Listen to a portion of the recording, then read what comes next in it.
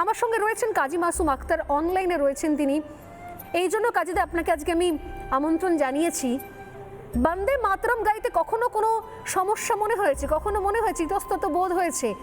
কোন পরিস্থিতিতে বন্দে মাতরম আপনি গিয়েছেন, তার জন্য লড়াই করেছেন এবং তার জন্য আহত হয়েছেন, আজকে বলুন একবার।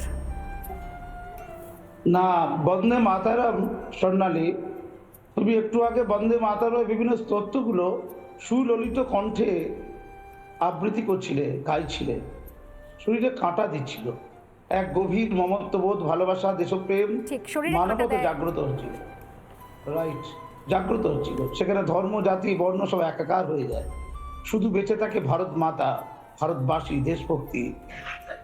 যখন লিখেছিলেন বঙ্কিমচন্দ্র, তখন তিনি চাকরি করতেন ব্রিটিশদের আন্ডারে, তিনি চাকরি করতেন। তারপরও তিনি লিখেছিলেন কত প্রতিবন্ধকতাকে তিনি সামনে চ্যালেঞ্জ জানিয়ে লিখেছিলেন। এটা ভাবুন, এটা ভাবার দরকার। তিনি কখন লিখেছিলেন, কোন প্রেক্ষিতে লিখেছিলেন? আমরা জানি 2002 সালে বিবিসি ওয়ার্ল্ড সার্ভিস সর্বকালের সর্বশ্রেষ্ঠ 10টি গান নির্বাচন করেছিল। এই সমীক্ষায় 7000 গানের মধ্যে হেমন্ত মুখোপাধ্যায় সুরারোপিত বন্দে মাতরম গানটি বিশ্বের দ্বিতীয় জনপ্রিয়তম গানের মর্যাদা পেয়েছিল। একদম আমরা খোঁজ রাখি না। কাজীদা আপনাকে স্ট্রাগল করতে হলো কেন? আপনি তো ধর্মে মুসলিম। আমি তো তাহলে আপনার স্ট্রাগলটা ছিল কোথায়, একটু বলুন আজকে। আমি রক্তাক্ত হয়েছিলাম মেটিয়াপুরে, বিটি পাকিস্তানে, শুধু দেশকে ভালোবাসার জন্য, দেশ মাতাকে ভালোবাসার জন্য, ছাত্রছাত্রীদের মধ্যে দেশপ্রেমকে জাগ্রত করার জন্য, রাষ্ট্রবাদিতাকে, প্রগতিশীলতাকে জাগ্রত করার জন্য। জাতীয় সঙ্গীত গাওয়াতে গিয়ে ওরা বললো এটা হিন্দুত্ববাদী গান, এটা বিজেপির গান। এবং রবীন্দ্রনাথ বিবেকানন্দ জন্মদিন করেছিলাম, ওটাও নাকি হিন্দুত্ববাদী লোকজন। কি হয়েছিল সেদিন কাজীদা? 1000 জন। কাজীদা কি হয়েছিল সেদিন? আমি এই যে গানটা বলবেন আজকে, যদি কোনো আপত্তি না থাকে। সেদিনকে কি হয়েছিল?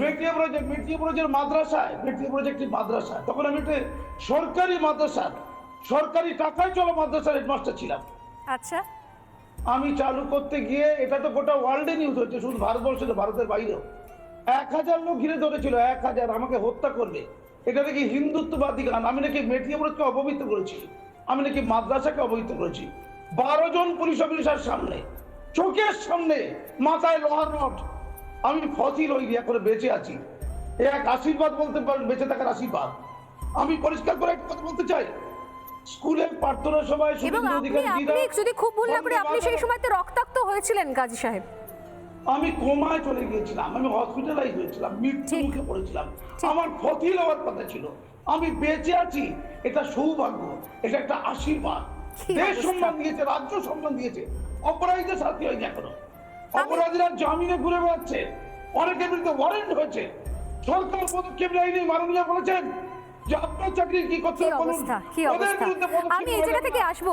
নানা ধরনের কন্টেন্ট দেখার জন্য লাইক করুন, শেয়ার করুন আমাদের ফেসবুক পেজ, সাবস্ক্রাইব করুন আমাদের ইউটিউব চ্যানেল। পাশাপাশি অন্যান্য ব্রেকিং নিউজের জন্য অবশ্যই চোখ রাখুন রিপাবলিক বাংলায়।